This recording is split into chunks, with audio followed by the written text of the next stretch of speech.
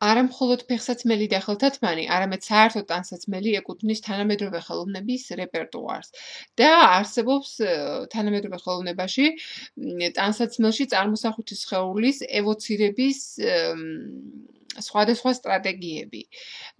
სათითაოდ გამოფენილი ტანსაცმლისგან განსხვავებით, რომელიც ხშირად ქალურობის კლიშეების ინდიკატორად გვევლინება და ინდივიდუალურ თავგადასავალს ყვება, დახვევებულ ტანსაცმელში სოციალური დახასიათებები თამაშობენ როლს. მაგრამ როგორც არ უნდა იყოს ისცენირებული ტანსაცმელი, რომელსაც სხეულის ფორმა აქვს მინიჭებული, ყველა ამ გადმოცემაში პროტესტირდება სხეულის დაუსწრებლობა. ტანსაცმლის ქსოვილი, როგორც ვთქვით, არის დერეკადი და სხეულზე იოლად მომრგები. არის ელასტიური, წელვადი, ექმნება ნაკეცები, იხეხება და ასე შემდეგ და ასე შემდეგ. ამ თვისებებიდან გამომდინარე და კიდევ იმით, რომ ქსოვილს იოლად აღების თვისება გააჩნია, მაგალითად, იოლად იწოვს წყალს, იოლად ხუნდება, იოლად იკრავს სუნს, იოლად იჭრება, ამ თვისებებიდან გამომდინარე ის მიჩნეულია ქსოვილი, ტანსაცმლის ქსოვილი მიჩნეულია მდედრობითად. კრიმინოლოგიაში მაგალითად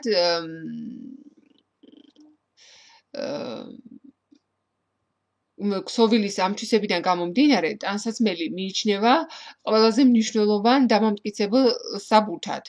ანუ ტანსაცმლის კვალი დღემდე ემსახურება მოვლენათა მსვლელობის რეკონსტრუქციას.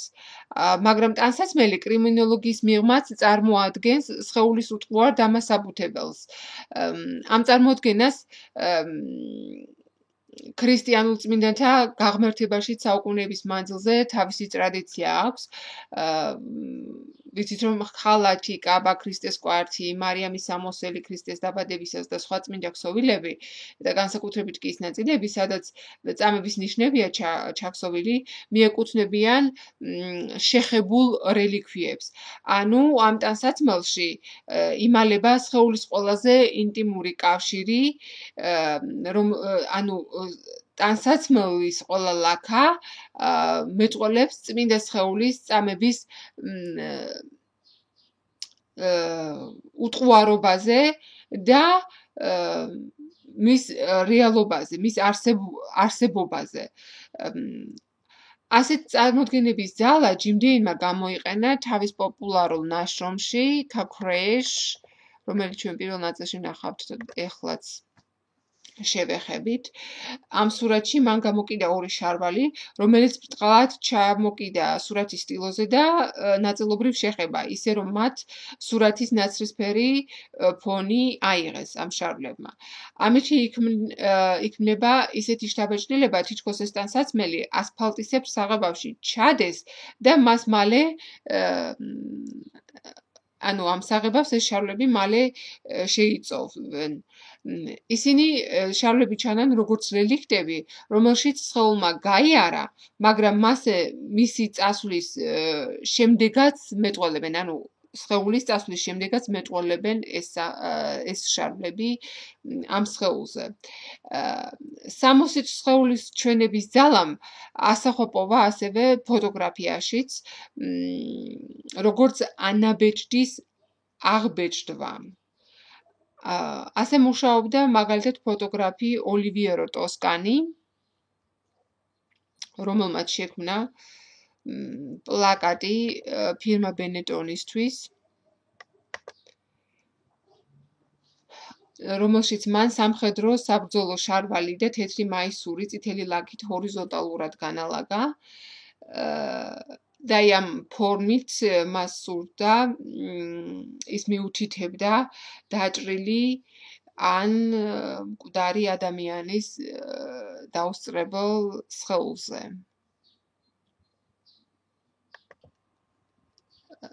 ის რომ ტანსაცმელი სხეულის კვალია, ჯერ კიდევ რენი მაგრიტი იკვლევდა ტილოზე დასურათების ფორმით სამოსსა და სხეულს შორის დამოკიდებულებები ეჩვენებინა. სურათში in memoriam Max-ენეთ საქმე გვაქვს მეტამორფოზასთან, რომელშიც კაბა სხეულის ფორმასთან შეზრდილია. ღია ფერის კაბაზე, რომელიც ნახევრად გაღებულ ბნელ კარადაში საკითხზე ფრონტალურად კიდია, აღბეჭდილია ქალის მკერდი. ანუ სხეულმა, რომელსაც სამოსი შესამოსად და დასაფარად ემსახურებოდა, კაბაზე დატოვა ისეთი კვალი, რომელიც ამ სხეულს ხდის და აშიშვლებს.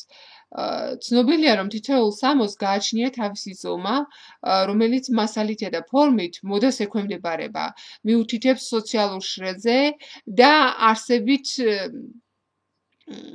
არსებით ეს სქესობრივი ინდიკატორია. ამ თემას მიმართა ანეტ მესაგერმა თავის რამდენიმე ნაწილიან ნამუშევარში Histoire d'Europe, ანუ კაბის ისტორია, მესაგერი ათავსებს სამოს ვერტიკალურად ფოტოებით ან სხვა სურათებით ხის ყუთში, რომელსაც შემდეგ შუშით გადახურავს, მსგავსად ძვირფასი სამოსელის რელიქვიებისა. ერთ ყუთში დევს შავი გამოსასვლელი კაბა, მეორეში გრძელი თეთრი კაბა, რომელზეც დევს ბარათი სიტყვით პრომიუს და მიუთითებს ქორწილზე. ერთში მოთავსებულია ვარდისფერი კაბა, სხვებში უფრო უხეში ნაჭრის საშინაო ტანსაცმელი.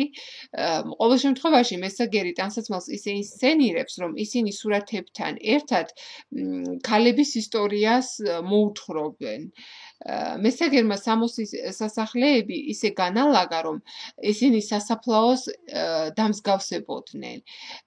ისე რომ რჩებოდა ერთი მხრივ უსხეულო სასახლეები, მეორე მხრივ აქ იყო მოთავსებული ერთი ზომის სამოსი, ერთი ქალისა, რომელიც სხვადასხვა მოვლენებზე და მიზეზებზე ისე მიუთითებდნენ, რომ შესაძლებელი ხდებოდა ამ ქალის ცხოვრების რეკონსტრუქცია. ანუ აქ იმისი ხაზგასმა ხდება, რომ ტანსაცმლის გროვისგან განსხვავებით, სათითაოდ ნაჩვენებ ტანსაცმელში მუდამ სქესი და სოციალური წესრიგია წარმოდგენილი.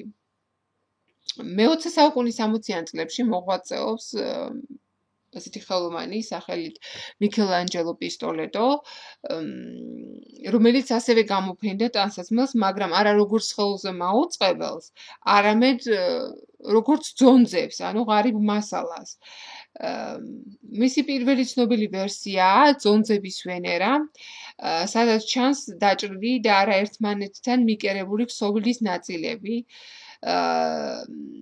რომელიც ძონძების მთას წარმოქმნიან და ამ ძონძების მთის წინ დგას ვენერას რეპლიკა, რომელიც განსხვავებით ანტიკური ქალღმერთის რეპლიკისგან არც მარმარილოთია შესრულებული და არც ბრინჯაოთი. არამედ ვარიაციების შესაბამისად თუ სადა როგორ გამოფენს ამ ძონძებს პისტოლეტო ქმნის ვენერას სხეულს ან დიდფორიანი სტიროფორით, ან გიფსით, ან ბეტონით.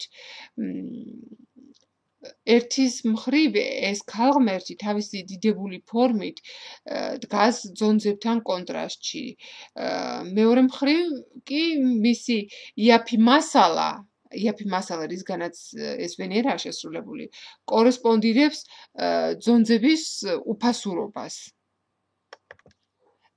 სიყვარულის ქალღმერთი მიმართულია ძონძებისკენ და თავისი უნაკლო სხეულით თითქოს ემუქრება კიდეც ძონძებს, რომ გადაიკარგნონ. კონსუმირებული კონსუმის ხროვა, ამბობს პისტოლეტოს, დევნის დასავლური განვითარების პერსპექტივას. ეს კულტურულ პესიმისტური ხედვა, რომელიც ძონძებში იდეალური სხეულის საპირისპიროდ მატერიალიზირდება, ჩანს პისტოლეტოს სხვა ნამუშევრებშიც. ერთ-ერთ აქციაში მან ძველი ქსოვილები ადრე ქრისტიანული სარკოფაგის გარშემო დაალაგა. აი ამ სურათს ხედავთ ახლა ჩვენ. სარკოფაგი თავისი არსით სიგნალიზირებს სხეულის კონტაქტს, რამდენადაც ის ფაქტიურად მკვდარი ადამიანის სამუდამო სამოს წარმოადგენს. მისი ქსოვილთან სხვაობა კი ის არის, რომ ქვა ერთხელ მიცემულ ფორმას ინარჩუნებს, ქსოვილი კი სახეს იცვლის. ისე რომ ქვის გარშემო დაყრილი ძონძები კიდევ უფრო დაძველებულად და წარმავალად ჩანან, ვიდრე სხეული. როდესაც ტანსაცმელი ფორმას კარგავს და ძონწად გადაიქცევა, ის უკვე მიეკუთვნება ნაგავს. გადაგდებულ ქსოვილებში ყველაზე მეტად დომინირებს უფორმობა, რადგან რბილი ქსოვილი სხეულის წინააღმდეგობის გარეშე ექვემდებარებიან სიმძიმის ძალას. პისტოლეტოს 1968 წელს შექმნილი ნამუშევრები აღწერენ გაკრიტიკებულ კულტურულ მდგომარეობას. ისე როგორც ეს, მან გადმოსცა ორკესტრა დისტრაჩი.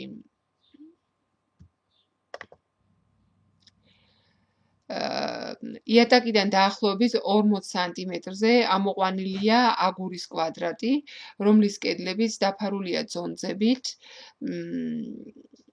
ძონძებზე ზემოდან დადებულია კვადრატული შუშის ფილები. ეს სხვა ერთ-ერთი ნაწილია იმ აქციისა. ამ შემთხვევაში ჩვენ კვადრატულად არ ვხედავთ წრიულად დალაგებულ მინის ფილას, მაგრამ ეკუთვნის ზუსტად ამ აქციას ორკესტრა დისტრაჩის. ეს სურათი ზუსტად არ მაქვს ამ შემთხვევაში, შემიძლია ლექციაზე წარმოვიდგინოთ. მაგრამ კონსტრუქციის თვალსაზრისით იგივეა, 40 სანტიმეტრის დაშორებით ამოყვანილია აქ წრიული კვადრატი ამ შემთხვევაში, დადებულია წრიული ფორმა, წრიული კედელი ამოყვანილი უკაცრავად, დადებულია ზედ ასევე წრიული შუშის ფილები და შიგნით არის მოთავსებული ელექტროჩაიდანი. ამ წრიულ კედლებს შორის ჩადებულია ეს ელექტროჩაიდანი, რომელშიც დუხს წყალი. წყლის ორთქლი ეწვეთება ძირს და იქნება ისეთი შთაბეჭდილება, თითქოს შუშა ამ ძონძებზე ლივლივებს.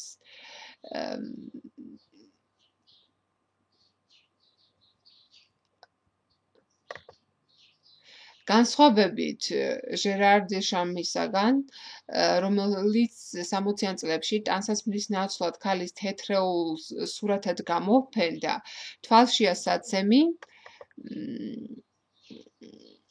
რომ პისტოლეტოსთან ძონძები ძირითადად ზედა ტანსაცმელია.